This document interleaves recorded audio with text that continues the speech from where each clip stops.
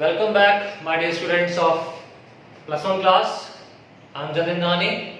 Today I'm going to teach you the next law that relates with the law of chemical composition. Now the next law that we are having here is law of reciprocal proportion. Now what is law of reciprocal proportion? देखो law इतना बड़ा लिखा हुआ दिखने में थोड़ा सा difficult लग रहा है, but it is not so much difficult. It's very easy. Just read out the law. When two elements A and B, जब दो एलिमेंट्स कोई भी A हो और B combine with the fixed mass of third element, A और B combine कर रहे हैं C के साथ, ठीक है? The ratio of the masses in which they do so bears a small whole number ratio to the ratio of the masses in which they themselves combine. इसका मतलब क्या हुआ, आपको पूरा मैं लॉ समझाता हूँ, मैं एग्जांपल लेके. यहाँ पे A और B जो है वो क्या कर रहे हैं, कंबाइन कर रहे हैं, ठीक है? किसके साथ कंबाइन कर रहे हैं? हमारे पास C के साथ. जब ये दोनों कंबाइन करेंगे, ये भी प्रोडक्ट बनाएगा, ये भी प्रोडक्ट बनाएगा, ठीक है? तो इन दोनों के जो प्रोडक्ट बन रहे हैं C के साथ, इनकी रेशो निकालनी है. जब आप इसकी रेशो निकाल लोगे और B और C वाले कंपाउंड की रेशो निकालनी है, C की रेशो क्या हो जाएगी, उसमें से कॉमन हो जाएगी, इसको निकाल दोगे और A और B की जो रेशो होगी, और यहाँ पे जो A और B आपस में कंपाउंड मिलकर बनाएंगे, उसकी रेशो जो होगी, इसकी रेशो और इसकी रेशो, वो दोनों क्या आ जाएगी, हमारे पास होल नंबर में आ जाएगी. इसको समझने के लिए आपको एक एग्जांपल जो है वो दिमाग में रखनी पड़ेगी. सीधा example, let us say we have three elements here. The first element that we are having is carbon. The second element that we are having is sulfur. These two elements they combine with the one more compound that is element that is oxygen. ये oxygen के साथ क्या कर रहे हैं, combine कर रहे हैं. तो जैसे इसने इसके साथ कंबाइन कर दिया, कौन सा कंपाउंड बनेगा, CO2. और ये कौन सा कंपाउंड बनाएगा, SO2, carbon dioxide sulphur dioxide. तो ये क्या बन गए, कंपाउंड बन गए, है ना? तो अभी क्या करेंगे, इनके कंपाउंड्स की जो है वो रेशो निकाल लेते हैं, कंपाउंड के एलिमेंट्स की मासेस की रेशो जो होगी. इसकी रेशो क्या बन रही है हमारे पास, just here the ratio is the mass is 12, then ratio कितना हो गया हमारे पास 32, और इसकी रेशो कितनी बन रही है हमारे पास, ऑक्सीजन दैट इज सल्फर हो गया हमारे पास 32, रेशो कितनी बन रही है हमारे पास 32. तो यहाँ पे कौन सी रेशो सेम है हमारे पास, ये ऑक्सीजन की रेशो, इधर भी ऑक्सीजन की रेशो सेम है. अभी हम चलते हैं यहाँ पे इसकी डेफिनेशन के ऊपर. देखो डेफिनेशन क्या बोल रही है, when two elements A and B, हम A और B को कार्बन एंड सल्फर मान लेते हैं. Let us suppose this is A, this is B. When two elements A and B combine separately किसके साथ कंबाइन कर रहे हैं, थर्ड एलिमेंट C बोला है ना, कौन सा O, ये third element A B combine with C. Carbon और सल्फर ये दोनों कंपाउंड जो है वो किसके साथ कंबाइन कर रहे हैं, ऑक्सीजन के साथ. कंबाइन करके कंपाउंड बना रहे हैं. ये कौन सा कंपाउंड है, कार्बन डाइऑक्साइड. ये कौन सा कंपाउंड है, सल्फर डाइऑक्साइड, ठीक है? अभी ये जो कंपाउंड हमारे पास बन चुके हैं, कि हमने क्या निकालनी है, रेशो निकालनी है. रेशो क्या हो जाएगी, कार्बन की ratio, carbon ratio oxygen 12 ratio 32, और सल्फर की रेशो आ गई 32 रेशो 32. यहां पे देखो हमारे पास अब नेक्स्ट क्या होगा, then the ratio of the masses in which they do so bears a small whole number ratio to the ratio of masses in which they themselves combine. अभी क्या होगा कि जो यहाँ पे ऑक्सीजन है, इसको छोड़ के ये दोनों कंपाउंड की जो रेशियो ना हमारे पास, कार्बन और sulphur, carbon and sulphur combine, इनकी जो रेशियो है वो कितनी आ जाएगी हमारे पास, कार्बन और सल्फर की रेशियो. यहाँ पे कार्बन कितना हमारे पास 12, ठीक है, और सल्फर का कितना हमारे पास 30. ये देखो रेशो आ गई हमारे पास 12 रेशो 32. और सिमिलरली हमारे पास यहाँ पे एक और भी है कि जब ये कार्बन और सल्फर आपस में कंबाइन करेंगे, इसको कट कर दो, कितनी रेशो आ जाएगी, that can be cancel on the table of 4 के टेबल के ऊपर कैंसिल हो जाएगी, 3 रेशो आ गया हमारे पास, ठीक है? अब देखो ये जब दोनों कंपाउंड कंबाइन करेंगे तो कंबाइन करके बन जाता है ये कार्बन डाइसल्फाइड कंपाउंड बन गया हमारे पास CH2. अब इन दोनों की रेशो, इन दोनों की रेशो, कार्बन का मास 12, सल्फर का मास कितना हमारे पास 32, 2 सल्फर्स आर देयर, कितना हो जाएगा 64. ठीक है, तो रेशो कट करके कितनी आ गई इसकी 4 के टेबल पे, that is 3:16.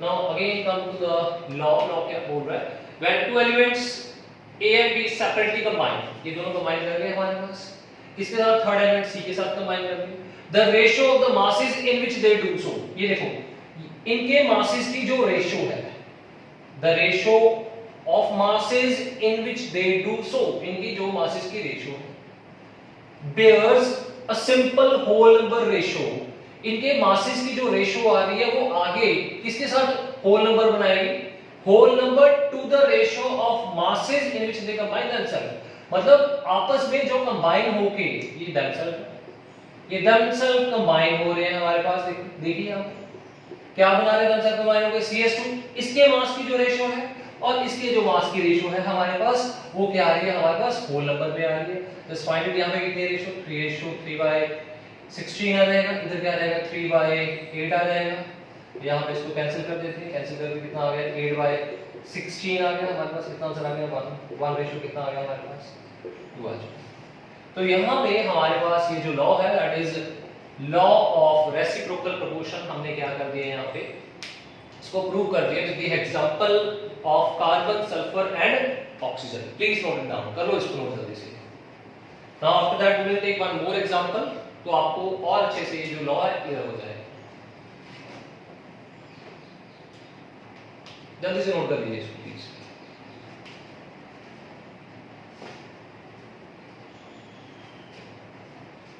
Now the second example,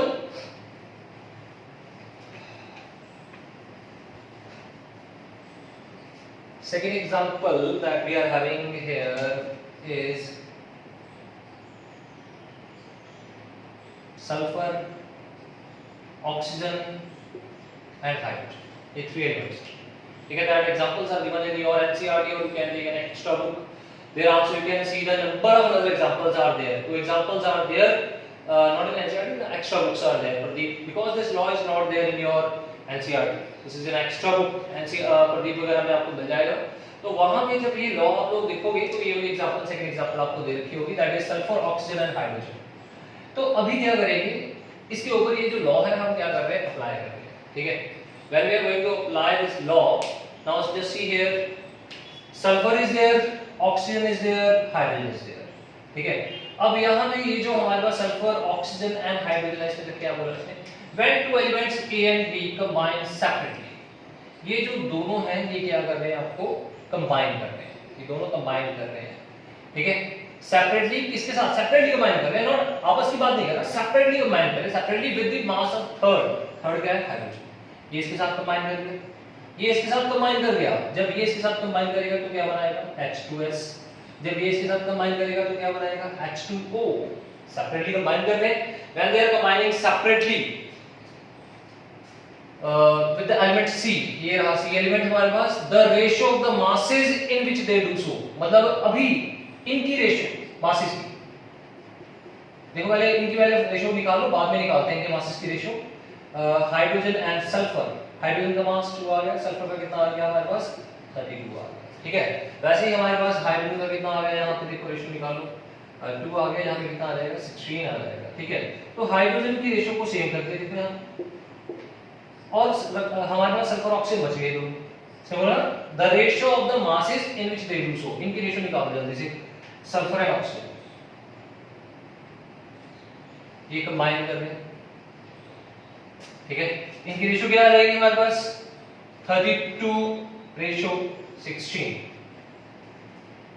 sulphur and oxygen combine कर रहे हैं, किसके साथ कंबाइन कर रहे हैं, हाइड्रोजन के साथ, हाइड्रोजन के साथ कंबाइन कर रहे हैं, तब इनकी रेशियो कितनी आ रही है 32:16, इसको थोड़ा सिंपलीफाई कर लो, ये हमारे पास सिंपलीफाई होके आ जाएगा, दैट इज योर 8:4 आ जाएगा हमारे पास, ठीक है।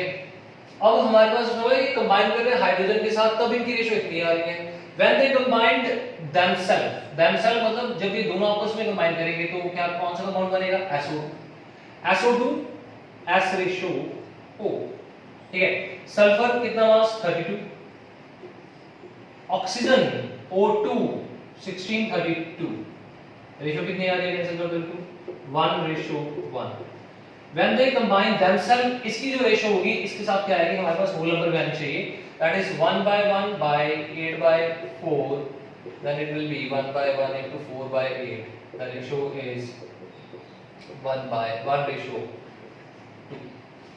Again the ratio will be in a simple whole number. So please note of the second example, that is related with the law of reciprocal proportion. Please note it down.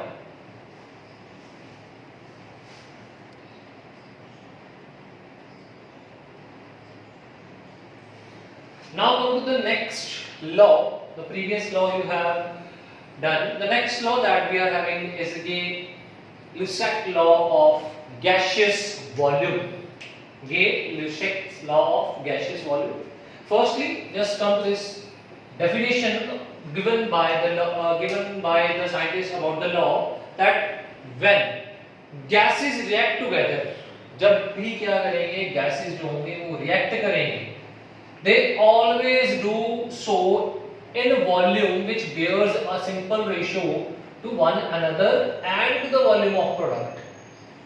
If condition is that if they are also gas, मतलब जो हमारे पास gases हैं वो combine करेंगे, combine करने के बाद जो हमारे पास प्रोडक्ट बन रहा है, अगर वो भी गैस है तो रिएक्टेंट्स एंड प्रोडक्ट की जो वॉल्यूम की रेशियो होगी वो क्या होगी, हमारे पास सिंपल रेशियो होनी चाहिए. कंडीशन है कि दैट प्रोडक्ट जो है वो भी क्या होना चाहिए, गैस होना चाहिए. अगर प्रोडक्ट गैस नहीं है तब ये लॉ वहां पे नहीं लगेगा उसके ऊपर.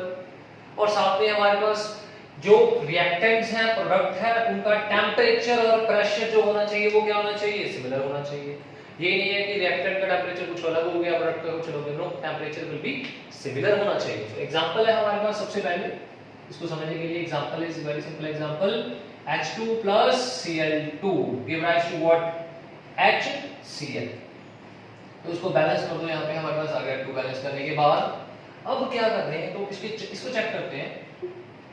अगर इसका 1 वॉल्यूम है तो इसका भी कितना हो जाएगा, 1 वॉल्यूम हो जाएगा.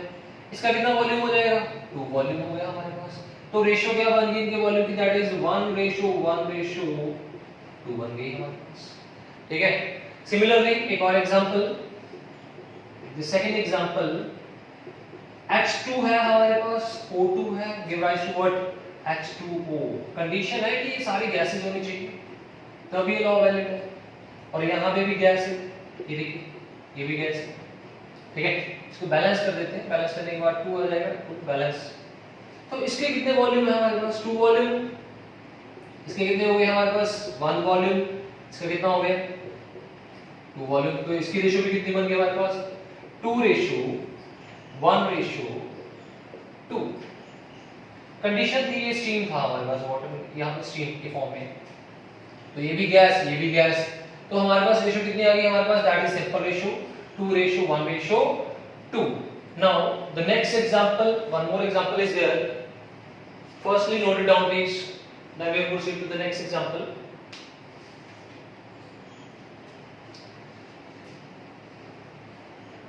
The next example we are having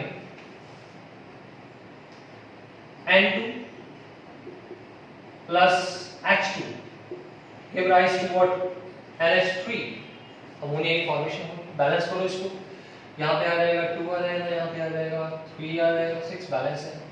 अब इसमें भी हम क्या करेंगे, इसके वॉल्यूम की जो रेशियो निकालते हैं.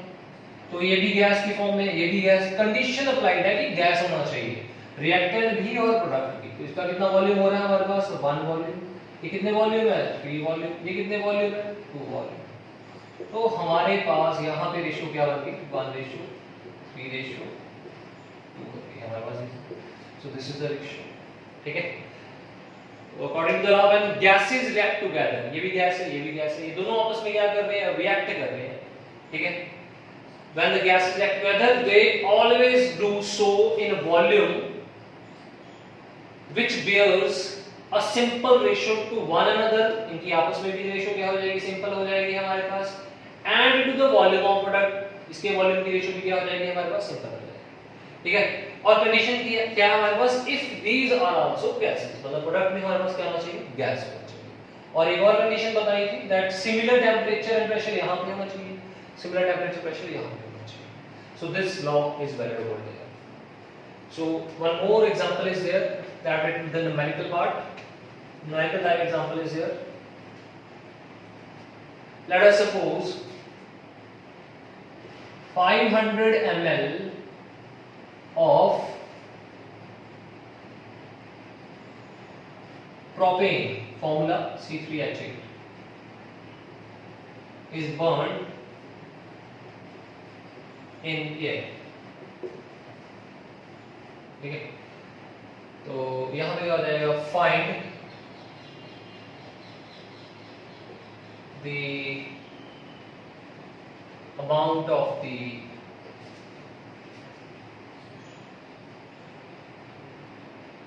carbon dioxide formed and oxygen used in the burning process. पहले रिएक्शन लिख लेते हैं. रिएक्शन क्या आ जाएगा? C3H8 plus O2 gives what? Cu2 plus H2O plus heat light हो जाएगा हमारे पास. ठीक है, तो ये गैस हो गया यहाँ पे, ये भी गैस है, तो ये भी गैस है, ये भी गैस है हमारे पास.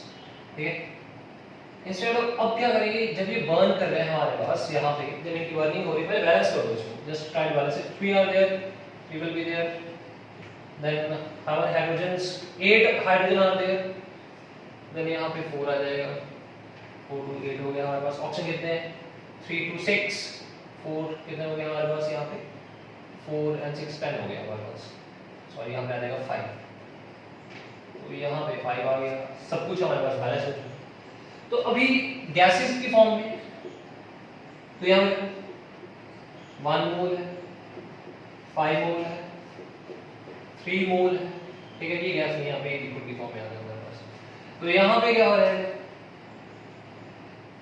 1 मोल यहाँ पे, अगर 1 मोल है दैट मींस 1 वॉल्यूम. ये कितने वॉल्यूम आ गया? 5 वॉल्यूम. ये मोल है, 5 मोल. ये 5 वॉल्यूम, ये भी मोल है, तो कितना आ गया हमारे पास? 5 वॉल्यूम. ठीक है, तो अभी क्या होगा, कितने हमारे पास दिया होगा, कितना दिया होगा? 500 ml दिया होगा. ठीक है, तो अगर ये 500 हो गया, अगर ये यहाँ पे ये 1 है, ठीक है, तो यहाँ पे ये भी 1 है, ये 5 है, मतलब 5 से मल्टीप्लाई. 500 ml है, तो यहाँ पे कितना आ जाएगा हमारे पास? 2500 ml. 2500, ये 25 कैसे हो? 5 टाइम्स मोर. तो यहाँ पे 3 वॉल्यूम है, 3 वॉल्यूम, 3 मोल है, 3 वॉल्यूम है. तो अगर यहाँ पे 500 है, तो यहाँ पे 3 है, 1 से 3 है, तो इसको किससे मल्टीप्लाई करना पड़ेगा? 3 से मल्टीप्लाई करना पड़ेगा. कितने हो गए हमारे पास? 3 into 500 कितना वॉल्यूम हो गया? 1500. तो यहाँ पे हमारे पास इसका वॉल्यूम कितना हो गया हमारे पास? 25. इसका वॉल्यूम कितना हो गया? 1500. तो मतलब हमारे पास यहाँ पे ये ल्यूसैक लॉ लगा के हमने CO2 फॉर्म्ड है उसको भी फाइंड कर लिया, और ऑक्सीजन जो हमने यूज किया रिएक्शन में उसको भी क्या कर लिया हमने? फाइंड आउट कर लिया. So please note out the numerical. We will proceed to the next law. Please note it down.